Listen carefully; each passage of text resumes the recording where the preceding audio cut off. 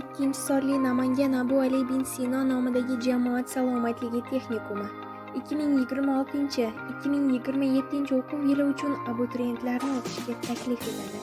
Texnikumda siz quyidagi ta'lim yo'nalishlarida ta'lim olib borib, o'z kelajak kasbingizga poydevor qo'yishingiz mumkin.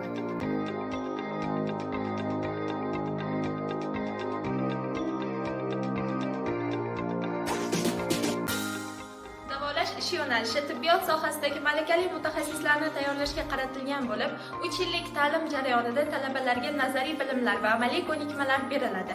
Ta'lim jarayoni amaliyot bilan uzviy bog'langan bo'lib, talabalar tibbiyot muassasalarida va shifoxonalarda malaka oshirish amaliyotlarini o'tkazadilar. 3 yillik o'qishni tamomlashgach, talabalar davolash profilaktika muassasalarida ishlash va bemorlarga sifatli xizmat ko'rsatish ko'nikmalariga ega bo'ladilar.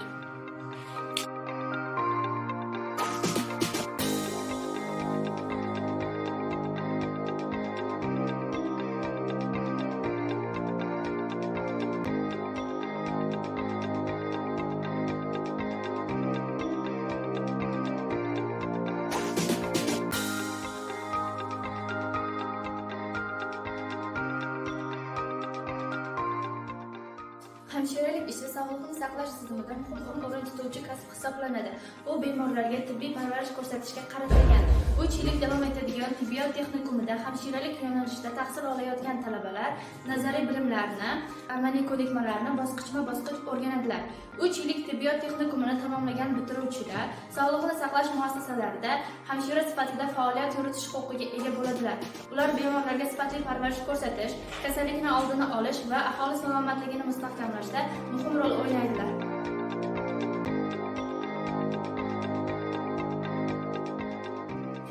Tibbiyot brigadasi hamshirasi siz mazkur mutaxassislik doirasida tahsil olib, patronash hamshirasi yoki amaliyotchi hamshira malakasiga ega bo'lasiz. Ta'lim jarayonida o'quvchilarga bemorlarga hamshiralik yordamini ko'rsatish, kasalliklarni oldini olish va erta aniqlash, davolash profilaktika tadbirlarini amalga oshirish, sanitariya-gigiyena qoidalariga rioya qilish hamda tibbiy hujjatlar bilan ishlash bo'yicha nazariy bilim va amaliy ko'nikmalar beriladi. Bitiruvchilar qishloq vrachlik punktlari, oilaviy va shahar poliklinikalari, shifoxonalar, reabilitatsiya va ijtimoiy muassasalarda kasbiy faoliyat olib borish huquqiga ega bo'ladilar. O'qishni muvaffaqiyatli tamomlaganlarga belgilangan namunadagi diplom beriladi. Mutaxassislik bo'yicha mehnat faoliyatini amalga oshirish va malaka oshirish imkoniyati yaratiladi.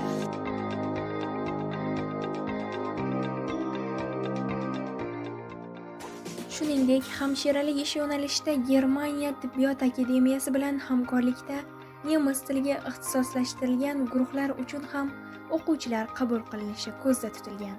Ushbu ta'lim yo'nalishida ta'lim olish davomida nemis tili bo'yicha chuqurlashtirilgan tartibda mashg'ulotlar o'tkaziladi va kelgusida ushbu sohani bitirgan o'quvchilarni Germaniya davlatida mehnat faoliyatlarini amalga oshirishlari uchun zarur shart-sharoitlar yaratiladi.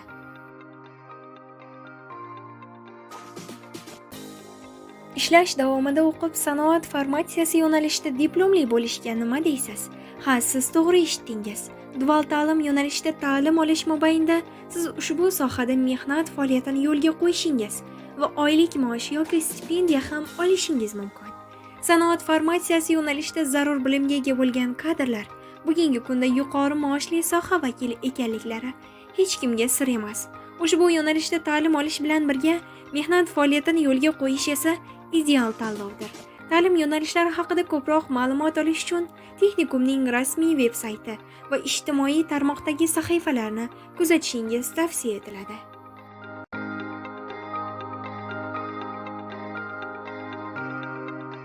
Abituriyentlarimiz uchun yangilik 2026-2027 o'quv yilidan boshlab texnikumimizga stomatologiya ishi yo'nalishida o'qishga taklif etamiz. Ta'lim tili o'zbekcha. O'qish muddati 3 yilni tashkil etib, o'qish davomida nazariy va amaliy ko'nikmalar malakali mutaxassislar tomonidan olib boriladi. Ushbu yo'nalishni tamomlagan o'quvchilarimizga stomatolog yordamchisi va tish texnikum mutaxassisliklari bo'yicha diplomlar topshiriladi. Ushbu yo'nalish uchun qabul kvotasi 30 nafarni tashkil etadi.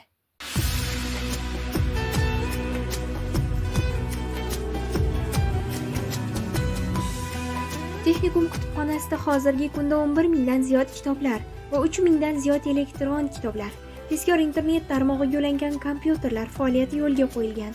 Ushbu dargohda turli badiiy kechalar, kitob targ'ibot tadbirlari va yosh kitobxon tanlovlari o'tkazilib kelinmoqda. Darsdan tashqari vaqtlarda talabalar 5 muhim tashabbus doirasida sport mashg'ulotlari bilan shug'ullanishadi. Texnikum o'quvchilari turli musobaqalarda respublika va viloyat miqyosida faxrli o'rinlar qo'lga kiritishgan.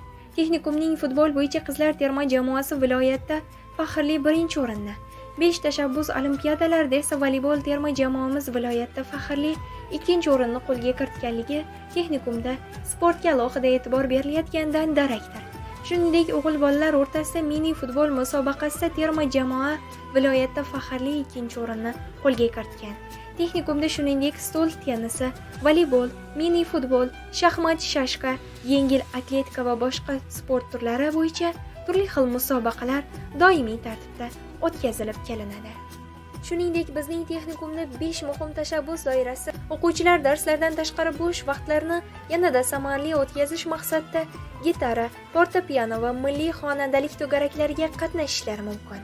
Texnikumda zamonaviy video va foto jihozlariga ega bo'lgan media markaz faoliyat yuritadi. Yosh jurnalistlar va blogerlar texnikum faoliyati haqida video lavhalar tayyorlashadi. Shuningdek, texnikumda ovoz yozish xonasi mavjud bo'lib, iqtidor sohibalari san'at yo'nalishida ham o'z iqtidorlarini namoyon etishlariga zarur sharoitlar yaratilgan. Masofa uzoq deysizmi? Texnikumda 100 dan ortiq o'ringa mo'ljallangan o'quvchilar turar joyi faoliyat yuritmoqda. O'quvchilar turar joyi binosi texnikum o'quv kampusi yonida joylashganligi o'quvchilarga yanada qulaylik taqdim etadi. O'quvchilar turar joyida esa barcha shart-sharoitlar, shuningdek, kir yuvish xonasi, kutubxona, oshxona, dam olish xonasi va boshqa zarur jihozlar xizmatga shay.